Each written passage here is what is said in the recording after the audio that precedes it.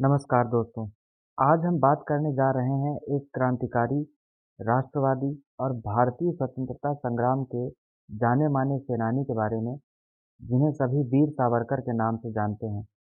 विनायक दामोदर सावरकर का जन्म 28 मई 1883 को महाराष्ट्र के नासिक शहर के पास भागुपुर गांव में एक चित्पावन ब्राह्मण परिवार में हुआ था। जब वे 12 वर्ष के थे, तो उन्होंने हिंदू-मुस्लिम दंगों के बाद अपने गांव की मस्जिद पर हमले में काफी छात्रों का नेतृत्व किया। 1903 में नासिक में सावरकर और उनके बड़े भाई गणेश सावरकर ने एक सीक्रेट सोसाइटी का संगठन किया, जिसका नाम था मित्र मेला, जो 1906 में अभिनव भारत सोसाइटी के नाम से जाना जाने लगा। अभिनव भारत का मुख्य उद्देश्य ब्रिटिश शासन को उखाड़ फेंकना और हिंदू गौरव को पुनर्जीवित करना था। सावरकर ने पुणे के फर्गुसन कॉलेज में एक छात्र के रूप में अपनी राजनीतिक सक्रियता जारी रखी। सावरकर कट्टरपंथी राष्ट्रवादी नेता लोकमान्य तिलक से काफी प्रभावित थे। बदले में तिलक युवा छात्र से प्रभावित हुए और उन्हें 1906 में लंदन में कानून की पढ़ाई के लिए शिवाजी छात्रवृत्ति प्राप्त करने में मदद की। इस तरह उन्होंने 20वीं शताब्दी के आरंभिक दशकों में इंग्लैंड में शिक्षा पाई, जहां वे मैडम भीकाजी कामा, लाला हरदयाल और मदन लाल ढींगरा जैसे क्रांतिकारियों के संपर्क में आए और उनके साथ मिलकर उन्होंने क्रांतिकारी गतिविधियां चलाईं। इन्हीं गतिविधियों के कारण उन्हें 50 वर्ष के कारावास का दंड दिया गया, परंतु 1937 में उन्हें मुक्त कर दिया गया। इसके बाद उन्होंने लोकमान्य बाल गंगाधर तिलक की डेमोक्रेटिक स्वराज पार्टी में और फिर हिंदू महासभा में प्रवेश किया। उन्होंने हिंदू महासभा में क्रांति की भावना और दृढ़ संकल्प शक्ति भरने का अथक प्रयास किया। 2 मई 1921 को सावरकर बंधुओं को रत्नागिरी की एक जेल में ले जाया गया।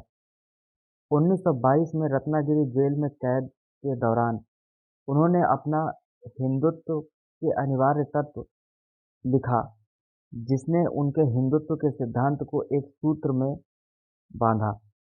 6 जनवरी 1924 को उन्हें रिहा कर दिया गया, लेकिन रत्नागिरी जिले तक ही सीमित रखा गया।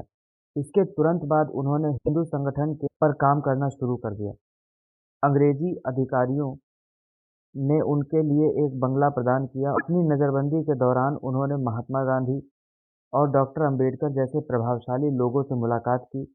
नाथूराम गोडसे, जिन्होंने बाद में अपने जीवन में गांधी की हत्या की, वह भी 1929 में 19 वर्षीय के रूप में पहली बार सावरकर से मिले। सावरकर रत्नागिरी में अपने वर्षों के कारावास के दौरान एक विपुल लेखक बने। सावरकर 1937 तक रत्नागिरी जेल तक ही सीमित रहे।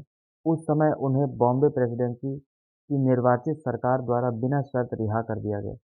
द्वितीय विश्व युद्ध के दौरान हिंदू महासभा के अध्यक्ष के रूप में सावरकर ने एक अभूतपूर्व नारा दिया, जिसमें उन्होंने कहा, सभी राजनीति का हिंदूकरण और हिंदुत्व का सैन्यकरण। हिंदुओं के लिए सैन्य प्रशिक्षण की मांग करते हुए भारत में ब्रिटिश युद्ध के प्रयास का समर्थन करने का फैसला किया। 1942 में जब कांग्रेस ने भारत छोड़ो आंदोलन शुरू किया, तो सावरकर ने इसकी आलोचना की और हिंदुओं से युद्ध के प्रयासों में सक्रिय रहने और सरकार की अवज्ञा न करने को कहा। हिंदू महासभा के कार्यकर्ताओं ने 1944 में जिन्ना के साथ बातचीत करने की गांधी की पहल का भी विरोध किया, जिसे सावरकर ने तुष्टीकरण के रूप में देखा। उन्होंने मुस्लिम अलगाववादियों को रियायतें देने के लिए कांग्रेस और ब्रिटिश दोनों पर हमला करते हुए सत्ता हस्तांतरण के लिए ब्रिटिश प्रस्तावों का विरोध किया। आज़ादी के तुरंत बाद श्यामा प्रसाद मुखर्जी ने हिंदू महासभा के उपाध्यक्ष के पद से इस्तीफा दे दिया और अपने अखंड हिंदुस्तान के मुद्दे से खुद को अलग कर लिया, जिसका अर्थ विभाजन को समाप्त करना था। सावरकर के मन में हिंदुओं की संस्कृति और दार्शनिक परंपरा के प्रति एक गहरा लगाव था। अपनी चर्चित रचना हिंदुत्व के अंतर्गत उन्होंने यह दावा किया कि हिंदू चिंतन में मानवीय चिंतन की सर्वोत्तम उपलब्धियों के दर्शन होते हैं।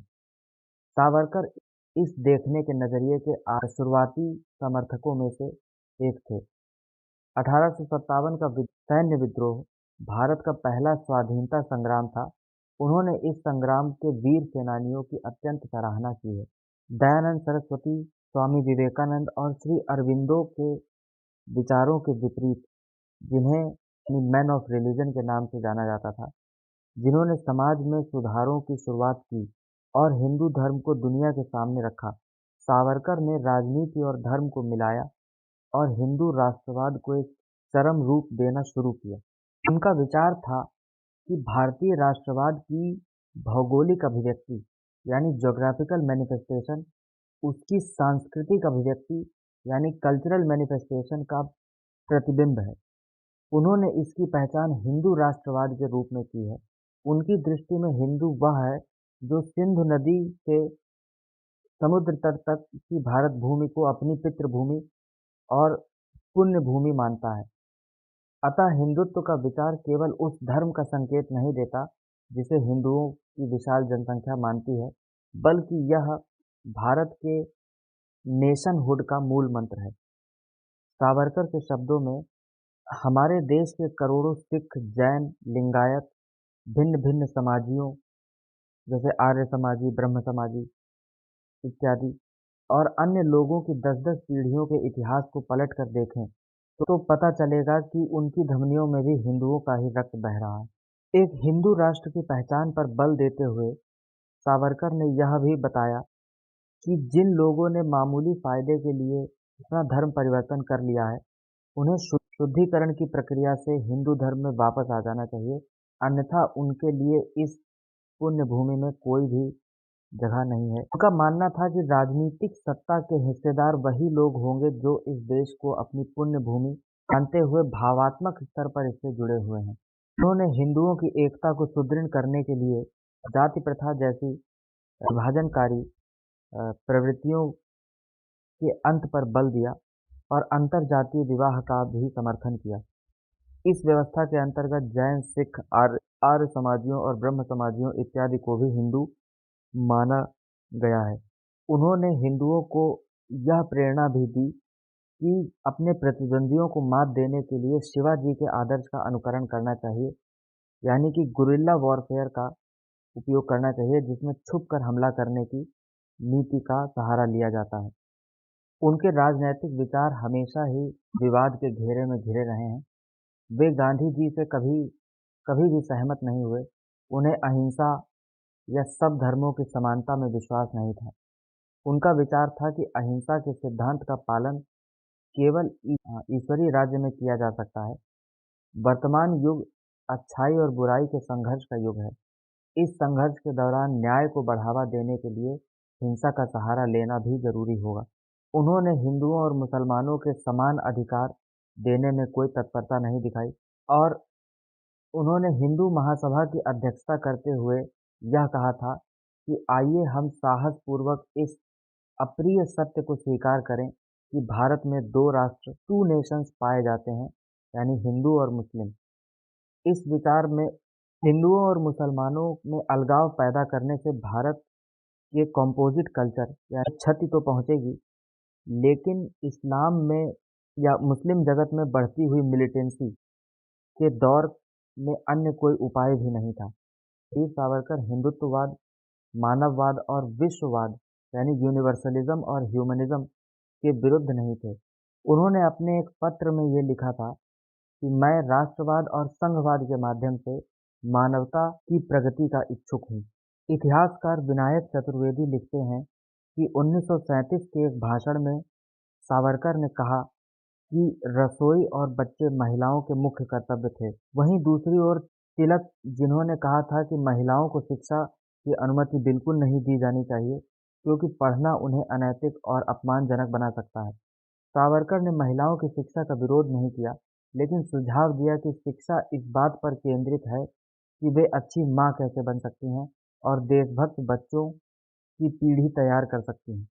उनका एक निबंध जिसका शीर्षक था महिलाओं की सुंदरता और कर्तव्य में उन्होंने कहा है कि महिला का मुख्य कर्तव्य अपने बच्चों और अपने घर के प्रति है और इस तरह फरवरी 1966 से सावरकर ने अन्न, जल और औषधियों का सेवन छोड़ दिया। उनके अनुसार जब कोई समाज के लिए उपयोगी नहीं रह गया था, तब जीवन छोड़ देना मृत्यु की प्रतीक्षा करने से बेहतर था। 26 जनवरी 1966 को उनका निधन हो गया। आलोचना और विवाद के समय में भी उनकी हिंदू धर्म की अवधारणा को लोकप्रिय बनाने की दृष्टि थी। वह हिंदू पहचान की भावना पैदा करना चाहते थे और उन्होंने अपने भाषणों और लेखों के माध्यम से ऐसा किया भी। उनकी विचारधारा जातिगत भेदभाव और अन्य तत्वों से मुक्त थी, जिसने सभी हिंदुओं को खंडित कर दिया था।